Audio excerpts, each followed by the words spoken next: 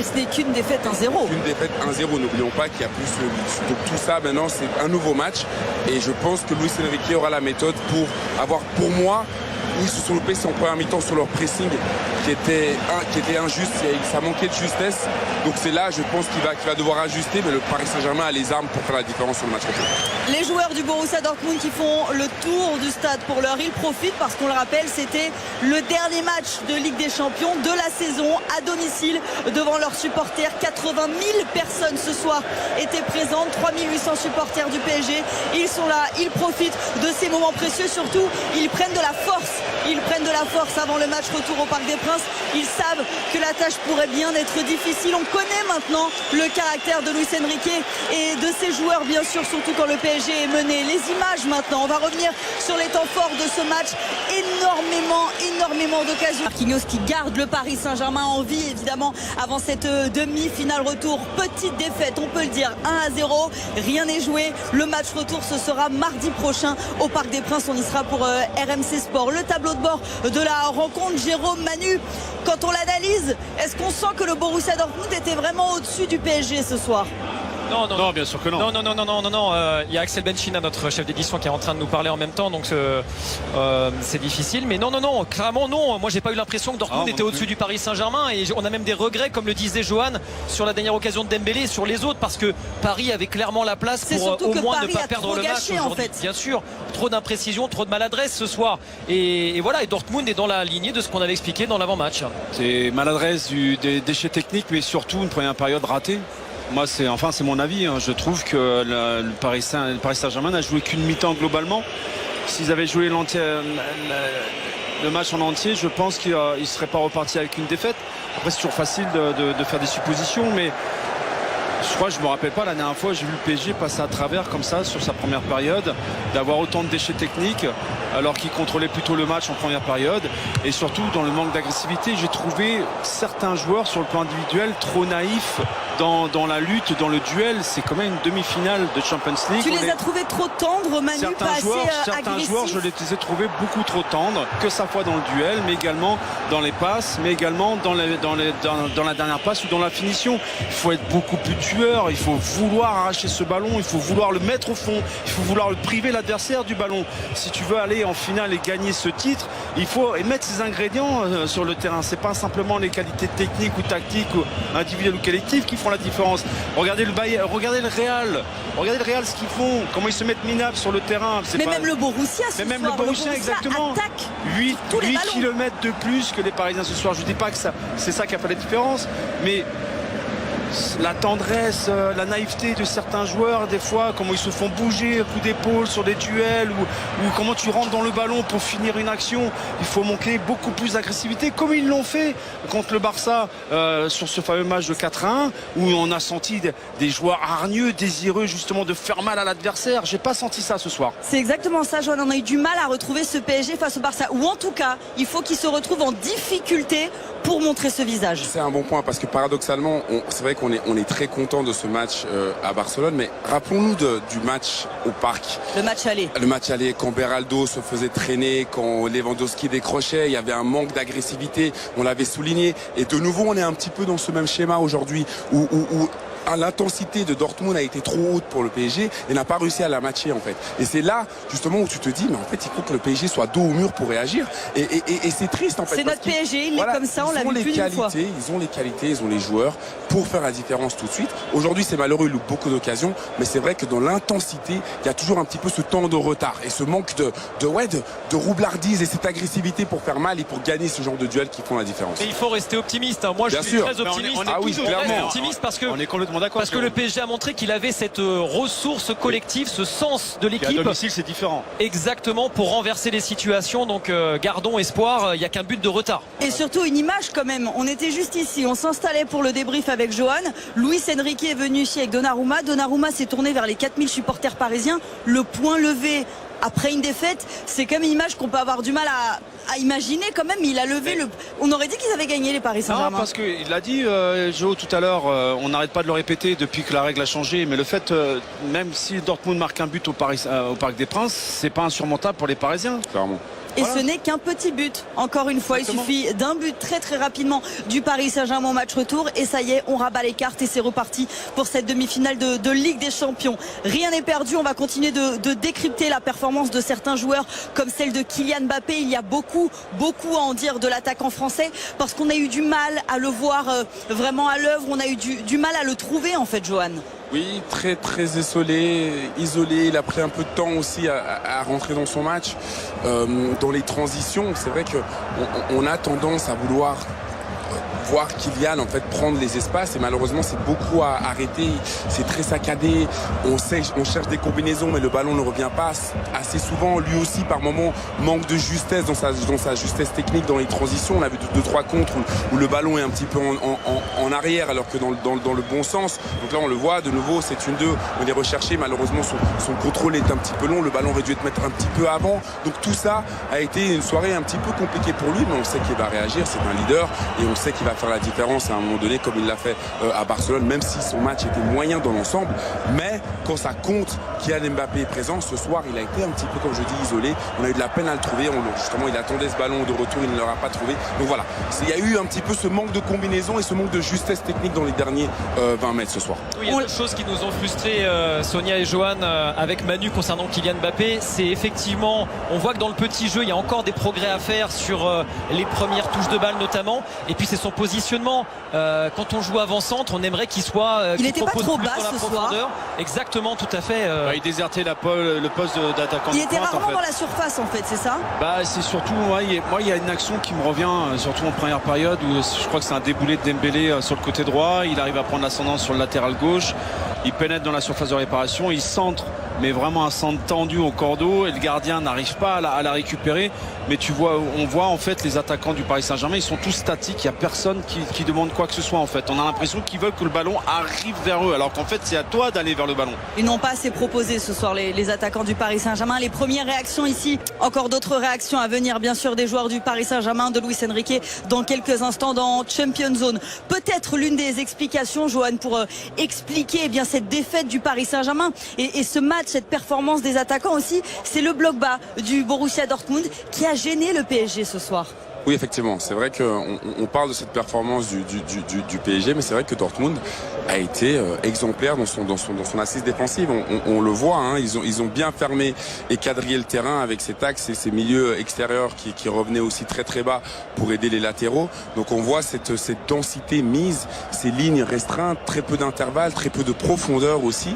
Mais c'est là où j'aurais voulu voir le PSG faire des fausses pistes, c'est-à-dire que Mbappé fasse des faux appels, des appels contre appels pour libérer de l'espace pour ses coéquipiers. Ce qu'on n'a pas assez vu, mais c'est clair que quand on voit la ligne défensive et l'assise, et je tiens à dire que Schlotterberg et Hummels ont fait un très grand match dans l'axe aussi, avec un calme, une sérénité, à chaque fois ils recevaient le ballon, ils le ressortaient, et dans l'agressivité aussi très juste dans les couvertures mutuelles, des fautes au bon moment. Donc c'est vrai qu'on a vu un Borussia Dortmund très à son affaire défensivement et très concerné par la tâche, parce qu'on le sait, quand c'est Dembélé, quand c'est Barcola, quand c'est Mbappé, il faut être concentré, et ce soir ils leur ont laissé très peu en tout cas de chances de combiner dans le jeu. On a vu cette situation sur le poteau qui est arrivée où il y a eu ce contrôle un petit peu mal contrôlé, mais il a aussi se réajuster. Mais à part ça, c'était des centres en retrait, mais c'est vrai qu'ils ont réussi à contenir le PSG ce soir. Au match retour, ça pourrait bien être différent au Parc des Princes dans une semaine. Les joueurs du Paris Saint-Germain qui ne s'inquiètent pas. Après, on le rappelle, une petite défaite 1-0 en demi-finale de Ligue des Champions. On va continuer de parler du Borussia Dortmund.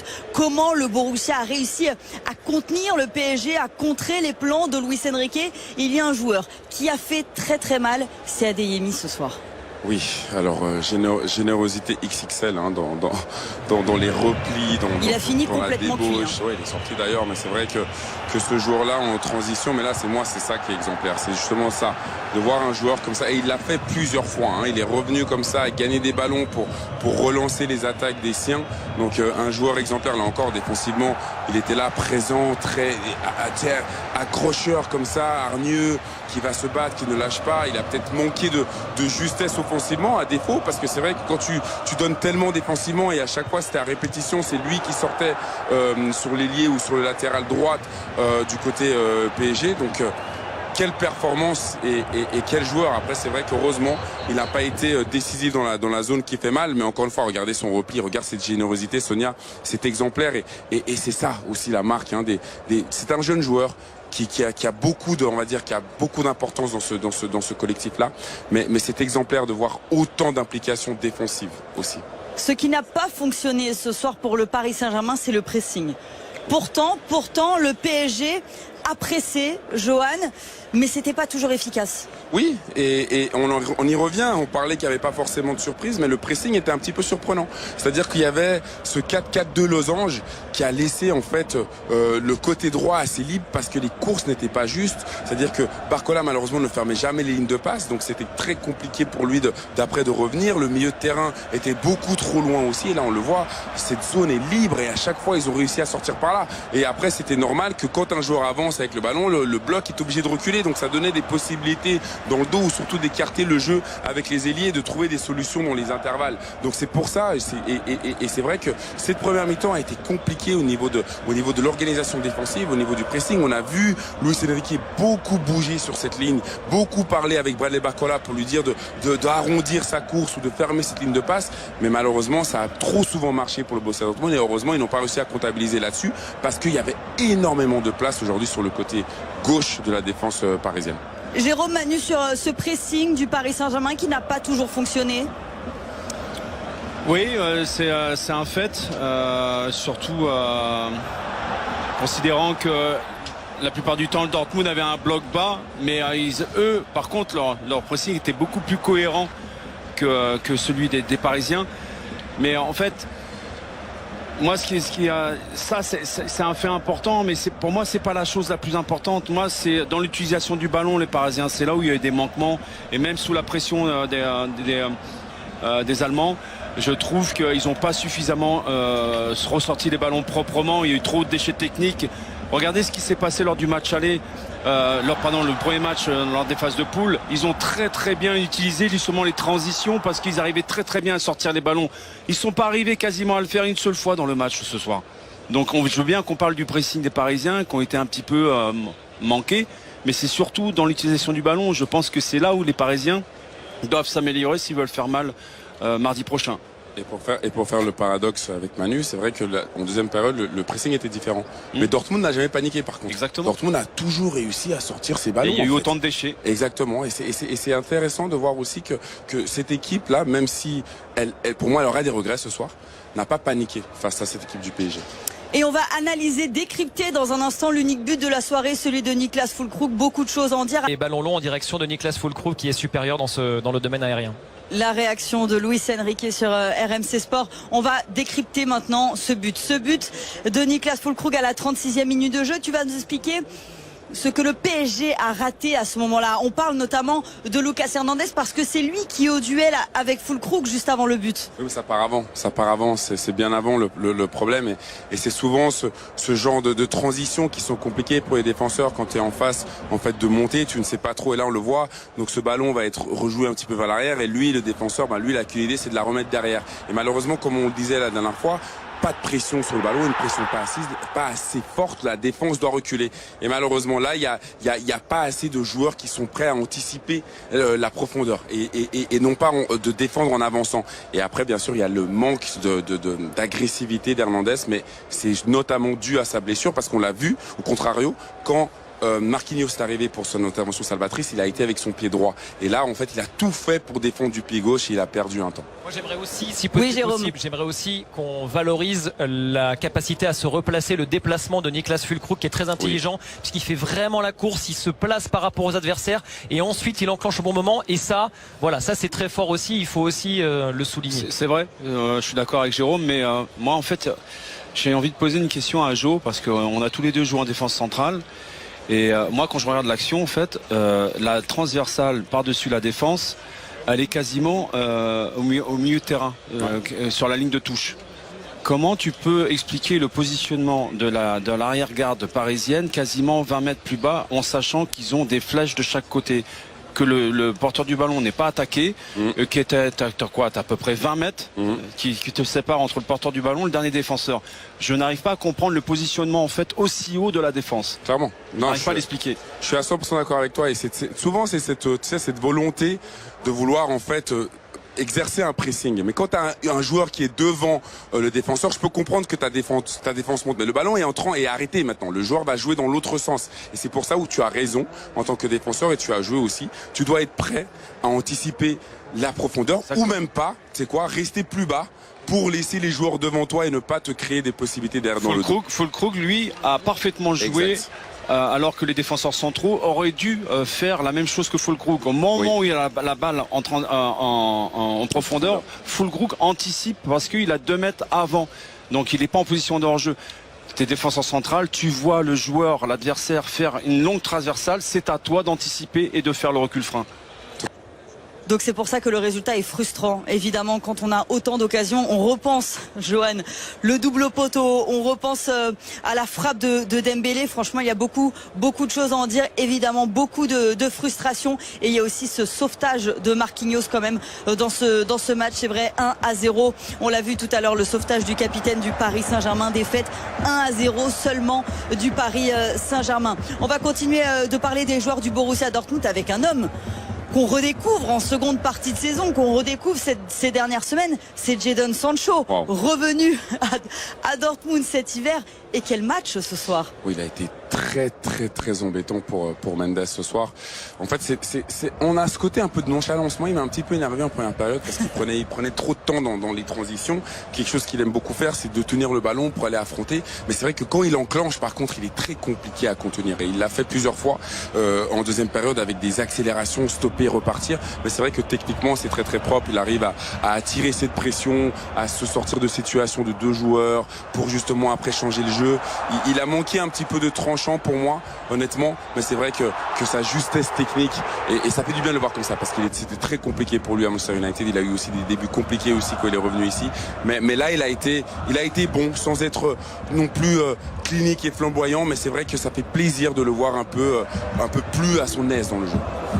Jérôme, Manu, il vous a impressionné aussi, Jadon Sancho, ce soir? Il est sur le bon chemin et je partage l'avis de Johan. Ça fait plaisir de le revoir là parce qu'il était en perdition à United, il était en conflit avec Erik ten Hag et Dortmund va essayer de le garder cet été pour sans doute aux alentours de 45 millions d'euros, sachant qu'ils l'ont vendu à United 85. Ça va être compliqué au niveau de la négo, mais en tout cas ça fait plaisir de revoir un joueur qui a de telles qualités d'élimination, Manu. Oui, de percussion, de vitesse comme Adeyemi, mais quelque part il est quand même inconsistant. Il disparaît aussi dans le match, donc il est sur la bonne voie.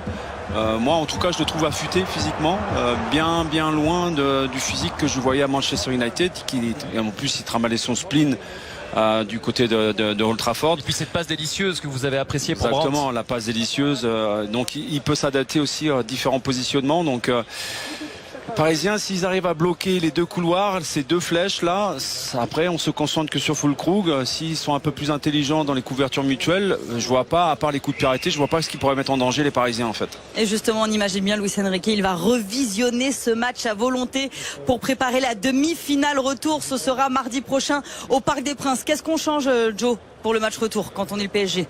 Alors je pense que le pressing doit être vu. Je pense que c'est ça, en tout cas pour moi, et puis l'intensité, c'est de la même chose, on en a parlé. Mais ça, c'est pas quelque chose qui se coach en fait. Ça, c'est aussi quelque chose que les joueurs doivent avoir. On peut pas à chaque fois dire que ça doit être naturel d'arriver sur le terrain et d'avoir cette volonté. Et c'est vrai qu'aujourd'hui, c'est par à coup. Ça manque un petit peu de cette volonté, comme le match du Barcelone, le premier, où il n'y avait pas assez de mordant. Et c'est ça qui manque au PSG, c'est d'arriver dans ce genre de match et de prendre ces matchs par la poigne et de ne pas subir. On imagine bien le discours de Luis Enrique. Il a une semaine, c'est important de le rappeler, comme pour le match retour à Barcelone. Il a une semaine, Luis Enrique, pour rentrer dans la tête de ses joueurs, mettre ce caractère, cette hargne qu'on n'a pas vu ce soir et qu'on espère voir bien sûr au match retour. Ce sera mardi prochain au Parc des Princes, bien sûr à suivre sur RMC Sport. Merci beaucoup messieurs d'avoir été avec nous. Merci beaucoup.